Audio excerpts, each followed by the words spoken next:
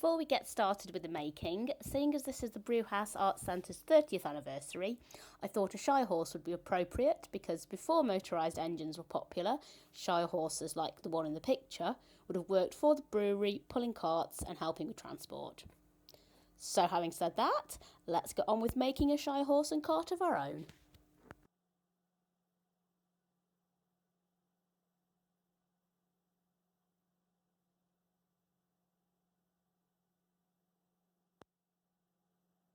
Here you can see that I've laid out my basic shirehorse components.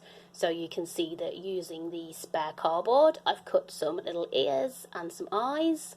I've used some multi-stranded pieces of string to make him a tail, and I've done very similar to make him a mane.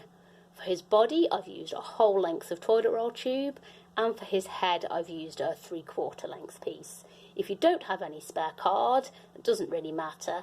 I've simply painted and flattened out one of my toilet roll tubes. It's absolutely fine to use your toilet roll tubes hollow as they come, but I decided that I wanted mine to look a little bit more solid and have blocked in ends. You can see there I've started drawing him some features already. So to do this, you simply take your toilet roll tube, your spare bit of card, you glue around the edge, stick down, wait till the glue's dry, and then you just trim the excess off, and that gives you the neat cap which fits onto the end of your tube. So here's my horse looking a little bit more recognisable. I've threaded 4 lengths of bead with a button at each end for the hoof. If you don't have buttons or beads, it doesn't really matter. You can use plain lengths of string with maybe circles of cardboard for the hooves or drinks lids, and these are now ready to be glued into place on the body. As for the neck, I've done exactly the same thing, threading beads on string, gluing one end into the head and one end into the body. And as for the face, he's got some more of his features glued in place, and I made him some little decorative reins. Now that your horse is finally together with all his limbs and features attached, it's time to turn him into a proper marionette. So whatever you've decided to use for this top support bar, whether it's chopsticks, lolly sticks or even a pencil, I've used 3 coffee stirrers and glued them together for a bit of extra strength.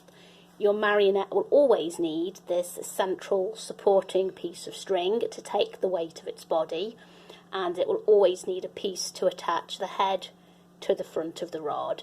I've made this slightly longer, you'll notice, than the back piece, simply because he's got a nice flexible neck and it would be a shame if he had no movement in his neck and his head. This marionette is probably one of the simplest types. I've left the legs free hanging. If you did want to make a slightly more traditional type, then you would add these 2 extra bars, one at the back and one about 3/4 of the way down. This then means that the front left leg will attach to the front left corner of the bar, the back left leg will attach by string to the back left corner of the bar, and then on the opposite side, the right front leg will attach to the right tip of the bar, and the back right leg will attach to the back point of the bar.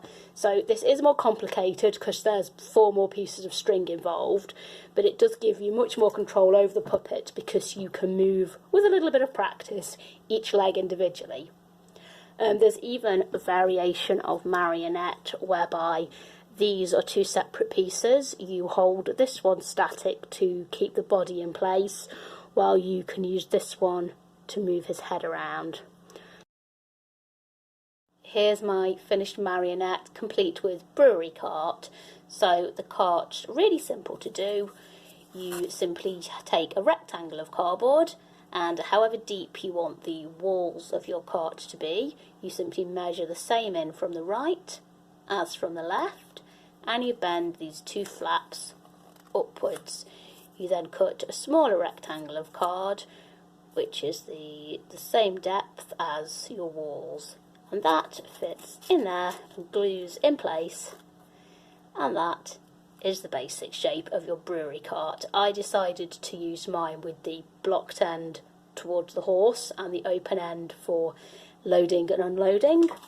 With a bit of paint, I added 2 circular wheels and a little brewhouse sign. Then in order to connect the cart to the horse, I used 2 coffee stirrers to form these tracers. But of course, if you don't have the coffee stirrers, a piece of cardboard would work just as well.